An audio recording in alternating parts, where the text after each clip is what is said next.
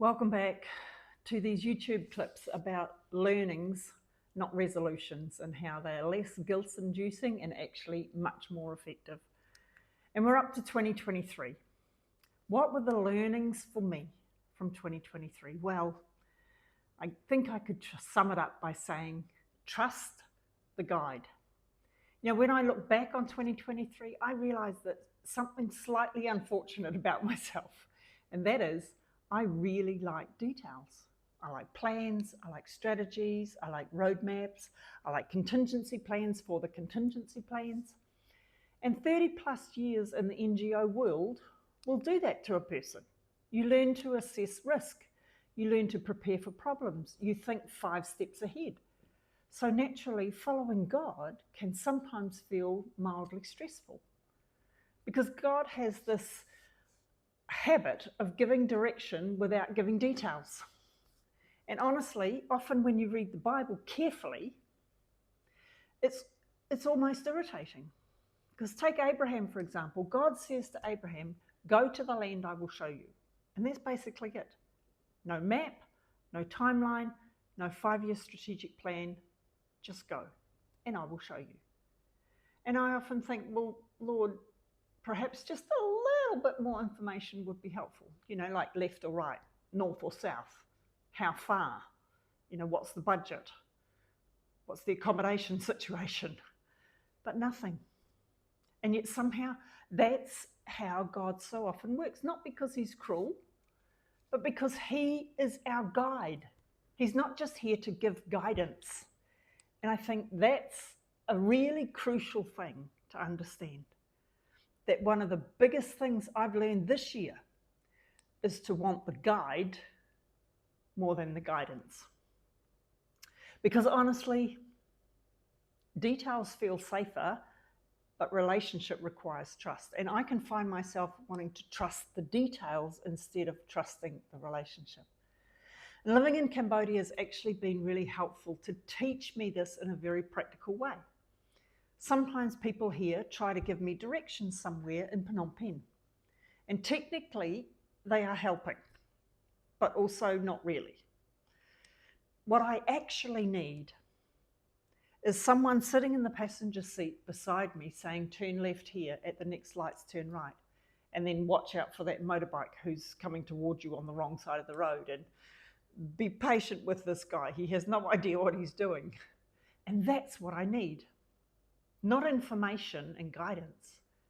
I need presence. I need someone sitting beside me. And I'm beginning to realize that's exactly how Father God walks with me too. Not usually with a full blueprint, but enough direction for the next step. So another thing that I've been learning this year is to value the gap, the space between promise and fulfillment. The process of where we are and where we think God is taking us. The Bible is full of people who lived in that gap. Abraham, Joseph, David, Moses, Jesus. And what fascinates me isn't just the outcome of their stories, it's who they became while they were waiting. David learned worship in the gap. Abraham learned trust in the gap. Joseph learned perseverance in the gap. And I'm slowly learning that if I only focus on outcomes, I miss the transformation that happens in the gap. So this year, I've been trying to fall in love with the process, not just the destination. And honestly, that's not natural for me because I like clarity, I like certainty, I like efficiency. And God sometimes seems far more interested in formation than speed. So that's 2. Another huge theme for me this year has been deconstruction. Now that word makes some Christians really nervous, and I actually think that Jesus himself was constantly deconstructing unhealthy religion. Not so that people would lose their faith, but so that they could find him.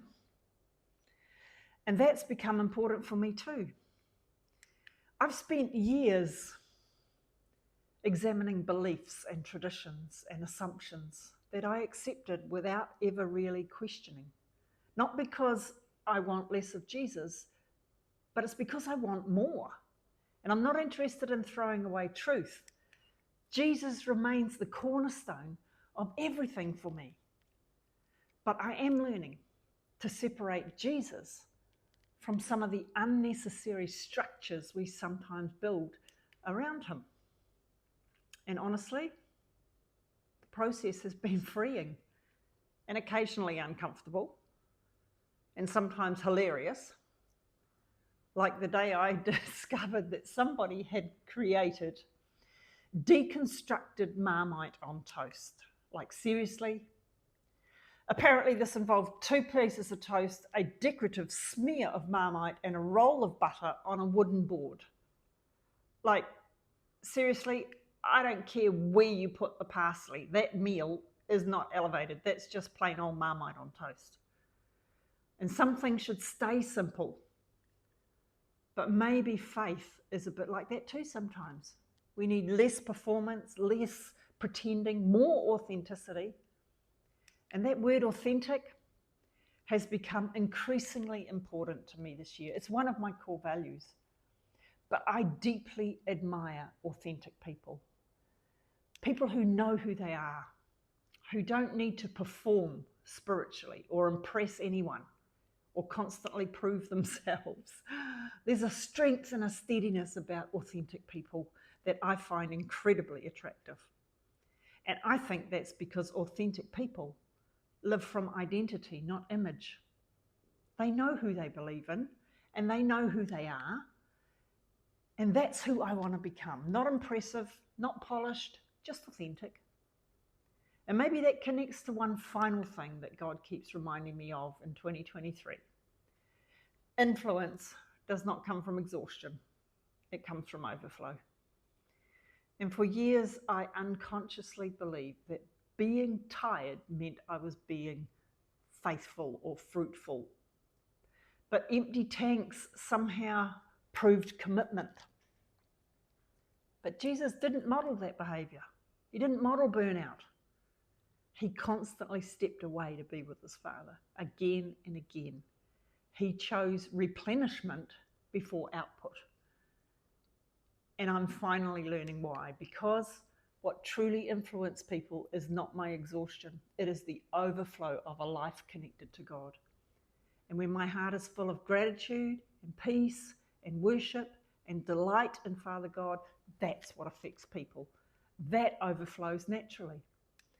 That's the summary of 2023 for me, but learning to trust the guide, learning to value the process, learning to let God dismantle what needs dismantling and leave that real influence to come from a place of overflow, not from trying harder and being exhausted. So that's my learnings from 2023.